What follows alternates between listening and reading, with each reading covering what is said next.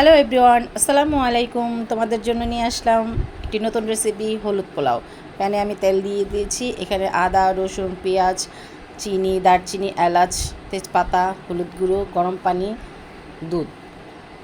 প্রথমে আমি তেজপাতা দিয়ে দিলাম, এরপরে এলাচি, দারচিনি একটু ভেজে নেব। সামান্য কিছু লং দিয়ে দিব, এই তো লং দিয়ে দিচ্ছি। এখন আমি এটাকে ভেজে নেব। একটু লাল হয়ে গেলে তারপর আমি পেঁয়াজ কুচি দিয়ে দিব এখানে। এই তো পেঁয়াজ কুচি দিয়ে দিচ্ছি। এখন পেঁয়াজগুলো একটু ভেজে নেব সুন্দর করে। একটু ভাজা হয়ে গেলে তারপর আমি আদা, রসুন, গরম মশলাগুলো একে একে দিয়ে দিব এখানে। একটু ভাজা হয়ে যাচ্ছে।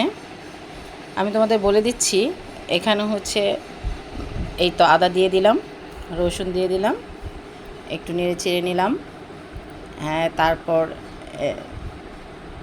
একটু সামান্য হলুদ গুঁড়ো দিয়ে দিব। এভাবেই হয়ে যাবে আমার হলুদ পোলাও।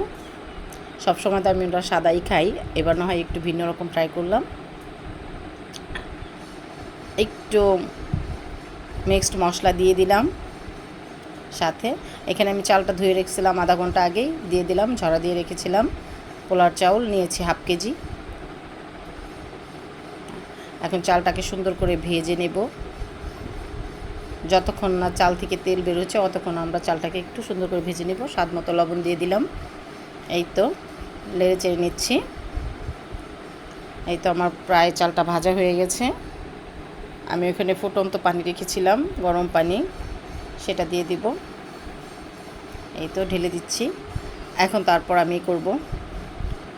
একটু গরুর দুধ দিয়ে দিব 1 কাপ পরিমাণ। আমি পানিটা মেপে রেখেছিলাম। এই তো দুধ দিয়ে দিলাম। এখন আমি ঢাকনা দিয়ে ঢেকে দেব। স্বাদ মতো চিনি, 1 চামচ চিনি দিয়েছি। চিনিটা তোমরা চাইলে দিতেও পারো, স্কিপ করতে পারো।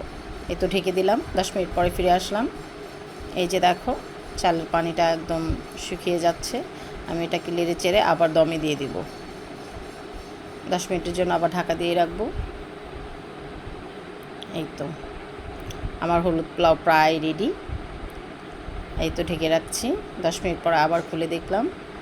সাথে একটু কেওড়া জল দিয়ে দিলাম। হ্যাঁ, চাইলে কেওড়া জলটা স্কিপ করতে পারো, নাও দিতে পারো। দিলে একটু ফ্লেভারটা ভালো আসে, খেতেও ভালো লাগে, এজন্য আমি একটু দিই। তো ঢেকে দিলাম। এই তো আমার রেডি হয়ে গেছে হলুদ পোলাও। সাথে হচ্ছে মুরগি আছে। কেমন হয়েছে? অবশ্যই ভালো লাগলে ট্রাই করবে। আল্লাহ হাফেজ।